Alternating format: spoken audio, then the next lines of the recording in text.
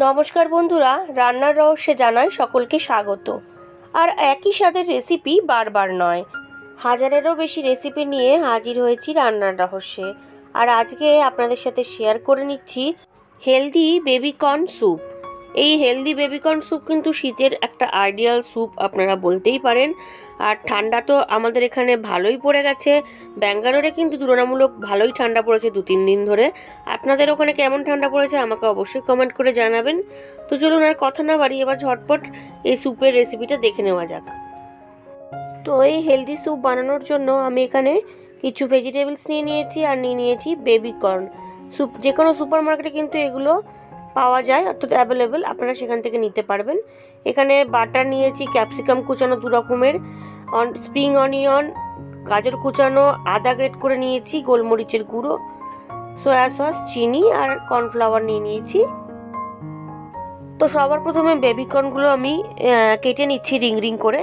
আমি এটা আমাদের এখানকার নর্মাল মার্কেট থেকে নিয়েছি, আমাদের এখানে এগুলো সবসময় অ্যাভেলেবেল, তাই জন্য আমি পেয়ে গেছি। আপনারা যে কোনো সুপার মার্কেটে গেলে কিন্তু এই বেবিকর্ন পেয়ে যাবেন।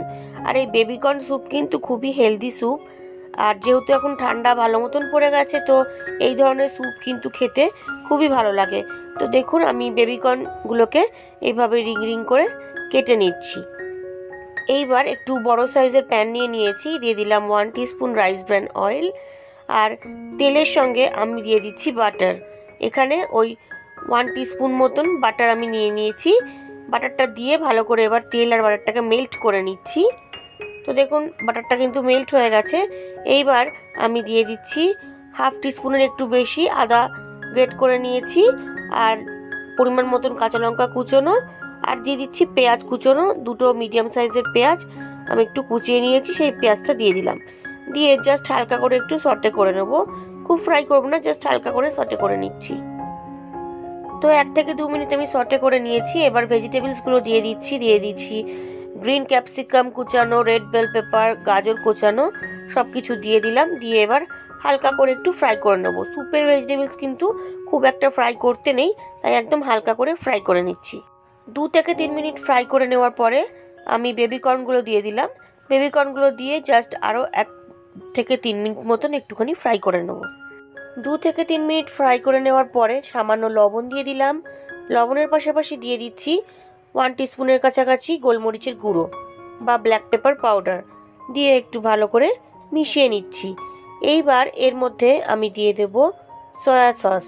এখানে 1.5 টিস্পুন মতন সয়া সস আমি নিয়েছি, এই সয়া সসটা দিয়ে দিলাম। দিয়ে এবার ভালো করে আমি মিক্স করে নিচ্ছি।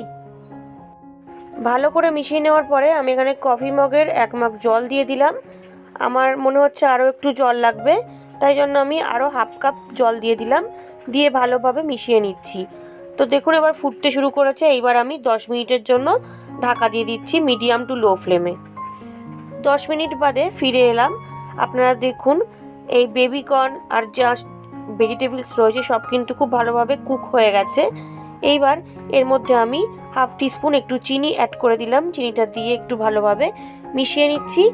এইবার এখানে ওই 1.5 টিস্পুন মতন কর্নফ্লাওয়ার নিয়েছি, কর্নফ্লাওয়ারের মধ্যে একটু জল দিয়ে ভালো করে একটা মিক্সচার রেডি করে নিলাম। মিক্সচারটা রেডি করে নিয়েছি দেখুন। এবার এই লিকুইডটা এই স্যুপের মধ্যে ঢেলে দিলাম। ঢেলে দেওয়াতেই একটা থিকনেস কিন্তু চলে আসবে। তো বন্ধুরা ফাইনালি কিন্তু আমার বেবিকর্ন স্যুপ কিন্তু মোটামুটি রেডি হয়ে গেছে। এবার ওপর থেকে কুচানো স্প্রিং অনিয়নটা দিয়ে দিলাম।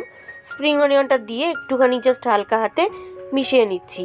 তো হেলদি উইন্টার স্পেশাল স্যুপ কিন্তু আমার একদম রেডি। আজকের এই বেবিকর্ন স্যুপ আপনাদের কেমন লাগলো আমাকে অবশ্যই কমেন্ট করে জানাবেন বন্ধুরা। তো দেখুন একদম গরম গরম স্যুপ আমার রেডি। এইবার আমি গ্যাসটাকে অফ করে দিয়ে এটা গরম গরম সার্ভ করব। আজকের recipe winter special healthy baby corn soup আমার একদম রেডি। ভালো লাগলে বাড়িতে অবশ্যই ট্রাই করবেন ও টেস্টের আনন্দ নেবেন। তার পাশাপাশি লাইক শেয়ার কমেন্ট করতে ভুলবেন না। আর নতুন বন্ধুরা যারা এখনও পর্যন্ত আমার চ্যানেলটিকে সাবস্ক্রাইব করেননি, তারা আরও ভালো ও নতুনত্ব রেসিপির জন্য রান্নার রহস্যকে অবশ্যই সাবস্ক্রাইব করবেন। ধন্যবাদ।